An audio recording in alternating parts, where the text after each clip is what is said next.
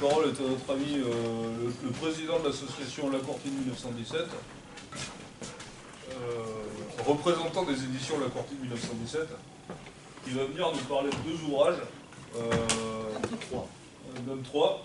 Donc un ouvrage édité par l'association, en partenariat avec la commune de la Ville-Dieu, qu'on a présenté, enfin qu'on a publié cette année dans le cadre du 70e anniversaire de la mutinerie. C'est aussi une mutinerie à la Ville-Dieu en Creuse.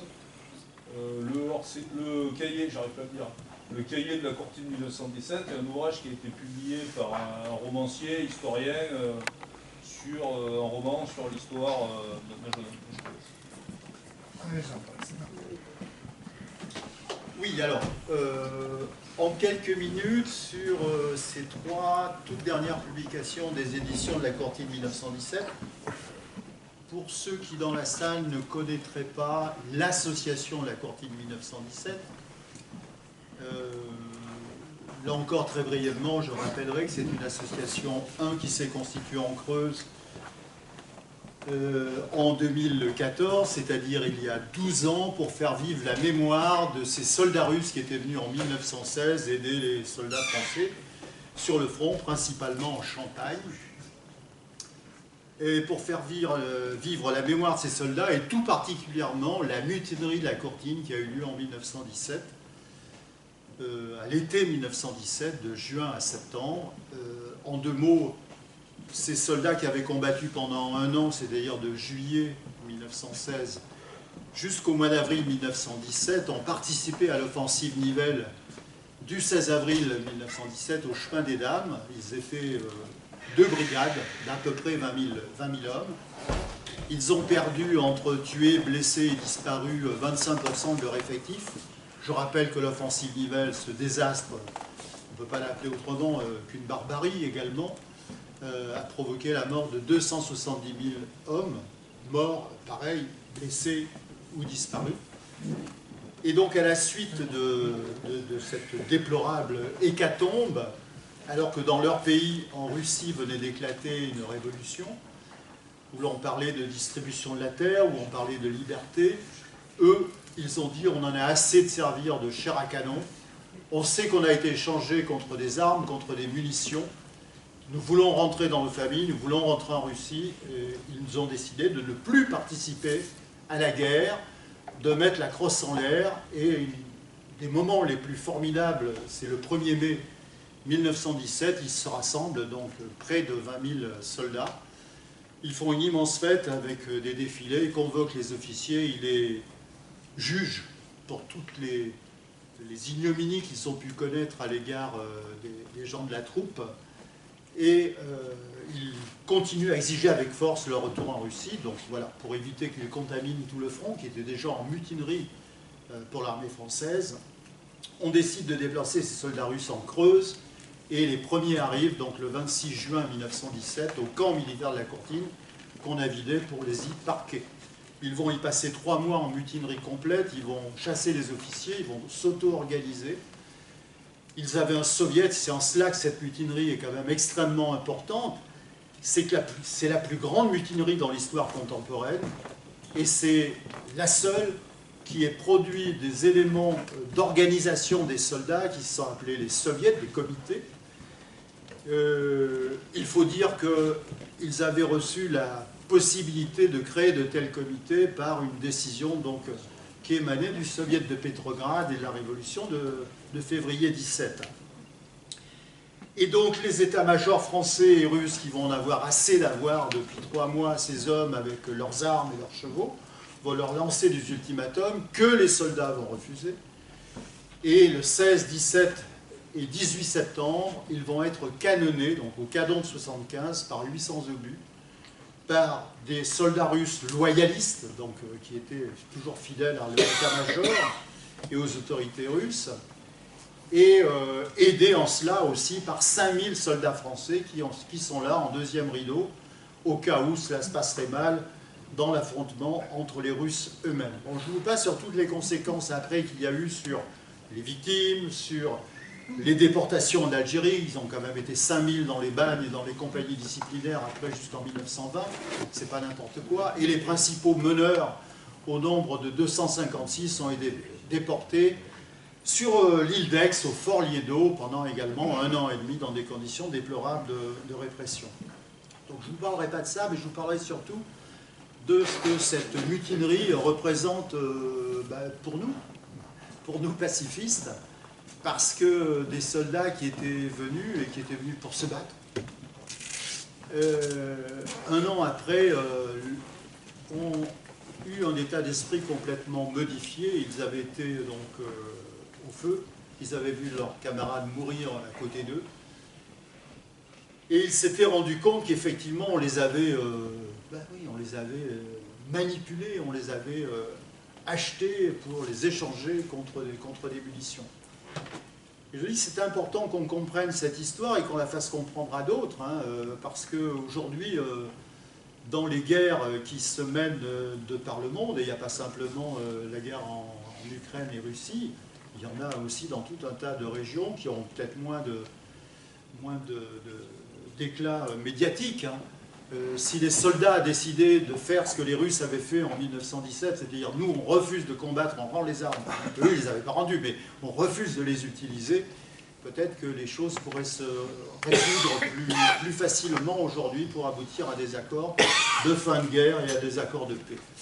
Alors c'est ça un peu que nous essayons de faire avec l'association La Courtine, c'est de promouvoir cette idée que oui, la guerre c'est ignoble, c'est une barbarie, c'est tout ce qu'on a discuté depuis ce matin par les différents intervenants, et c'est quelque chose qui n'est pas inéluctable, et c'est quelque chose qu'on doit combattre même dans les pensées même de tous ceux qui véhiculent le fait que c'est comme ça a été toujours comme ça et ça sera toujours comme ça. Bien non.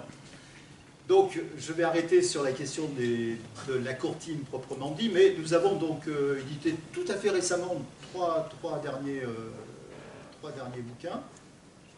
Celui-ci que beaucoup connaissent ici, puisque nous l'avons présenté à la Ville-Dieu. La Ville-Dieu, c'était la commémoration le 7 et 8 mai dernier du 70e anniversaire de ce qui s'est passé dans ce petit village de Creuse qui est entre Émoutier et Jansiou,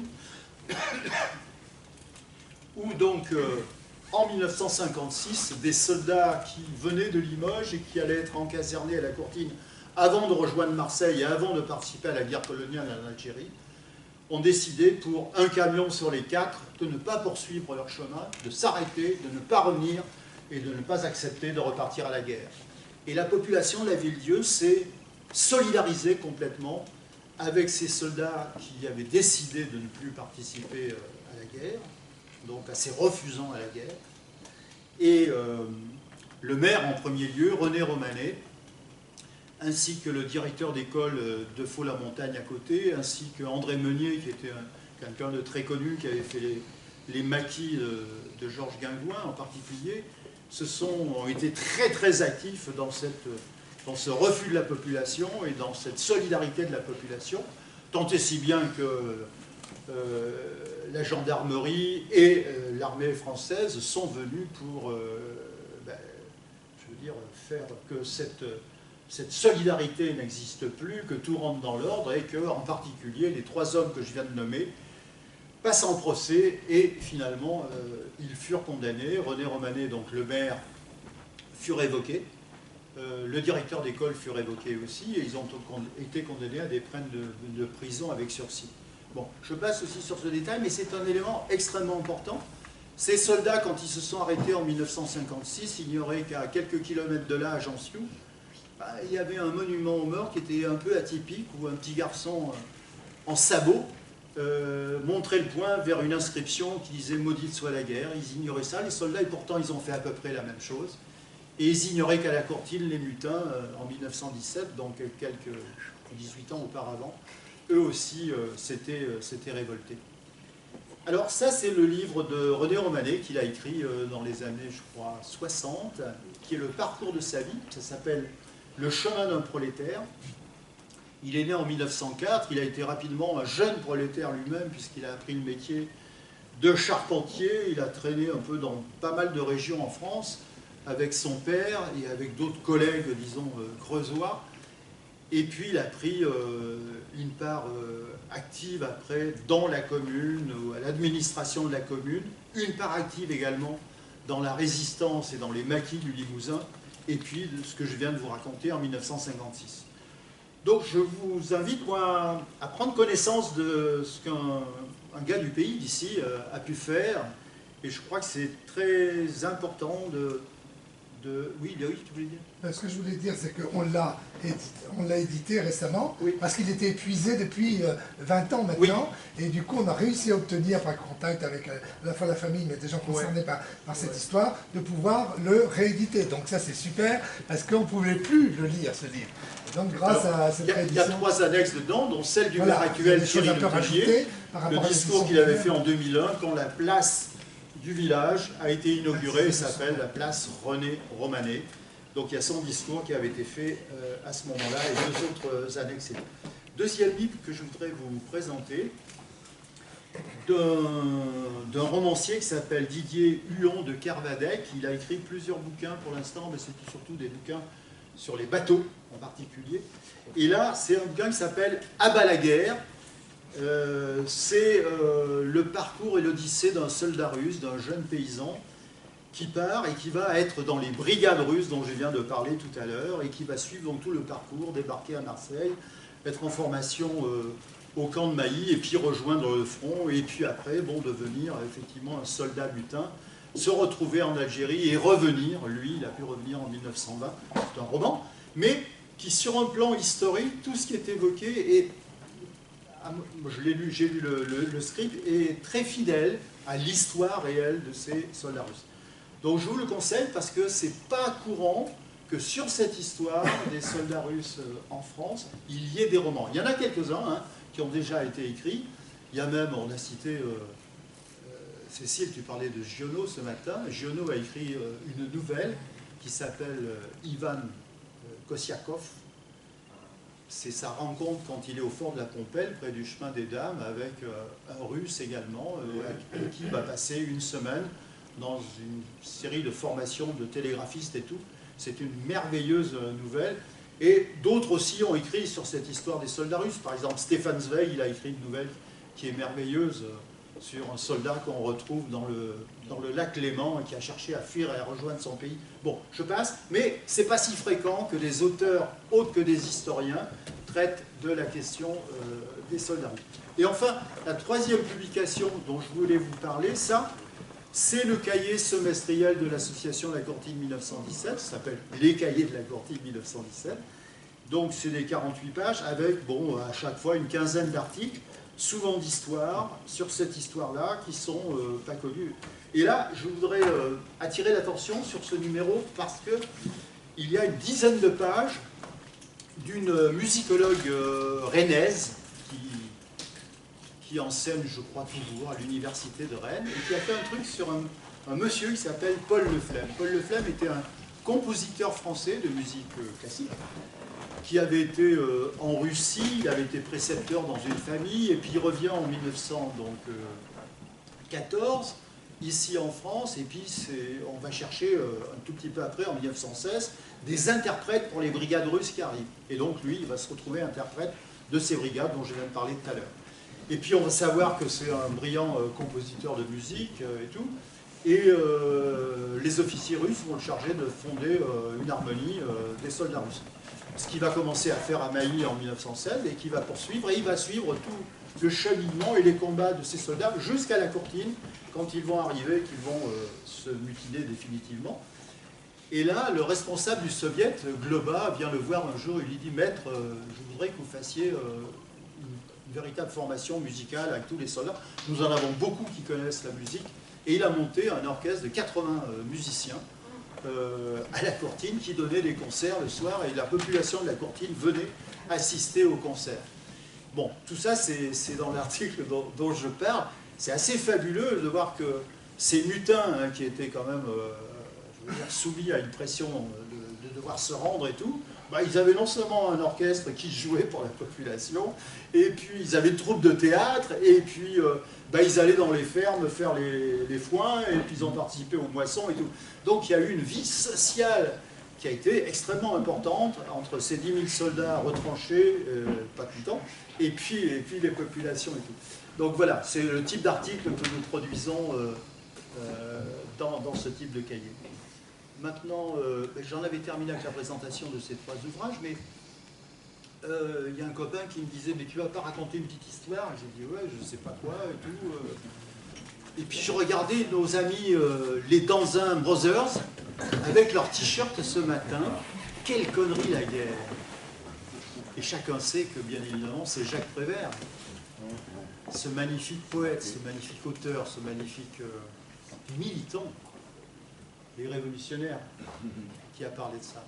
Et alors ça m'a fait penser à une histoire que vous ne connaissez peut-être pas, c'est pas une des plus connues, bon, on en connaît des tonnes, puisqu'il a écrit des centaines et des centaines, si ce n'est plus, de poèmes et de chansons pour tout un tas de gens, pour Mouloudji, Barbara, Montand et des dizaines d'autres.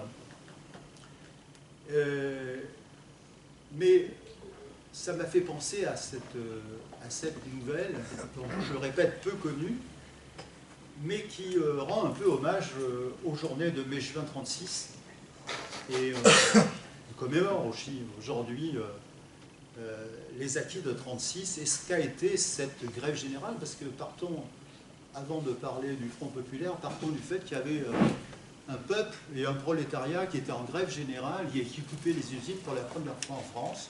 Si les occupations d'usines avaient été courantes en Italie et dans d'autres pays, c'était pour la première fois qu'en France, ils étaient dans les usines, ils les gardaient et ils ne lâcheraient pas. Et je pense que, bon, même si les espoirs ont été un peu déçus, le sous-produit de cette grève générale a été quand même important avec les acquis qui ont été concédés par le patronat. Et alors, figurez-vous que Prévert, au début des années 30, faisait partie d'un groupe, de ce qu'on appelait un groupe d'agitprop, agitation propagande, qui s'appelait le groupe Octobre. Et ils étaient 26, je crois, dans ce groupe Octobre. Alors, tous étaient assez engagés, hein, politiquement. Il y avait des communistes, il y avait des anarchistes, des trotskistes, il y en a qui étaient rien du tout, mais qui étaient quand même de conception et d'idéologie assez liées, assez courantes. Et ils avaient l'habitude de faire, disons, des représentations théâtrales dans la rue et à la porte des usines. Il se trouve que l'usine Citroën, Monsieur Citroën, à la fin des années 20, avait eu la possibilité de faire monter sur la tour Eiffel une inscription lumineuse qui brillait toute la nuit, qui était Citroën. Toute la tour, comme ça, on voyait Citroën, à la fin des années 20. Et en 1933, M. Citroën, il fait une chose, ben, il décide de licencier un certain nombre d'ouvriers à Quai de Javel et puis de baisser les salaires des autres. Et là, ça n'a fait ni une des deux, il y a eu la grève qui a commencé au mois de mars, qui a duré 2 mois et demi. Et le groupe Octobre, et Jacques Prévert a écrit donc le petit texte que je vais vous raconter, et ils ont été jouer ça devant l'usine pour les grévistes et devant les autres usines en région parisienne. Citroën.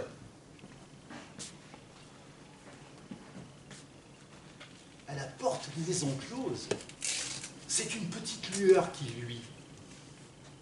Mais dans Paris endormi, une grande lueur monte sur la tour.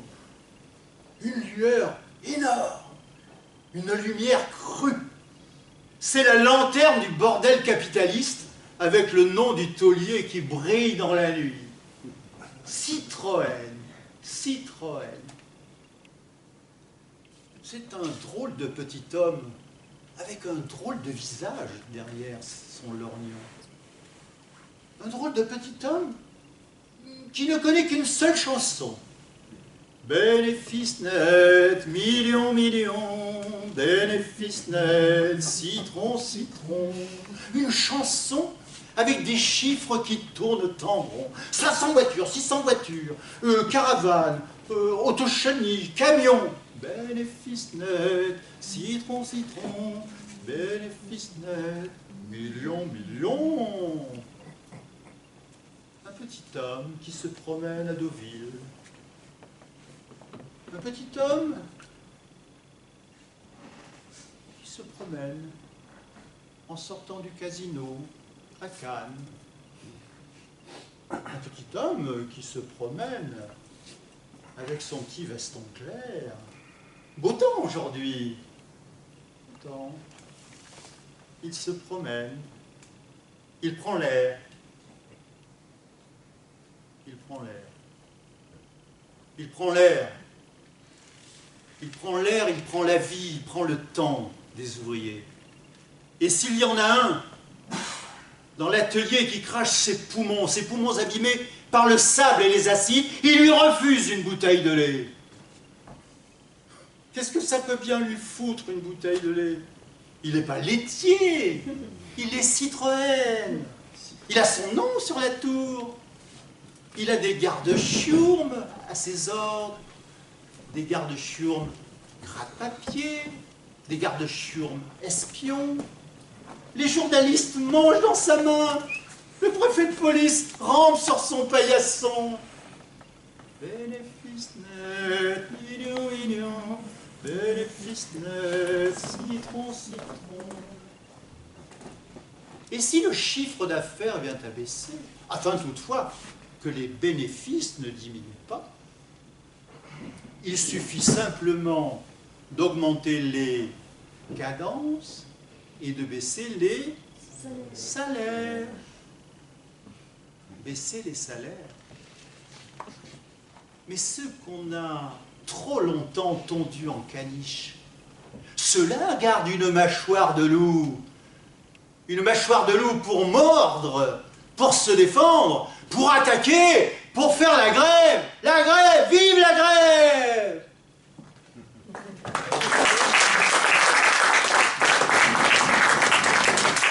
Ça, très bien.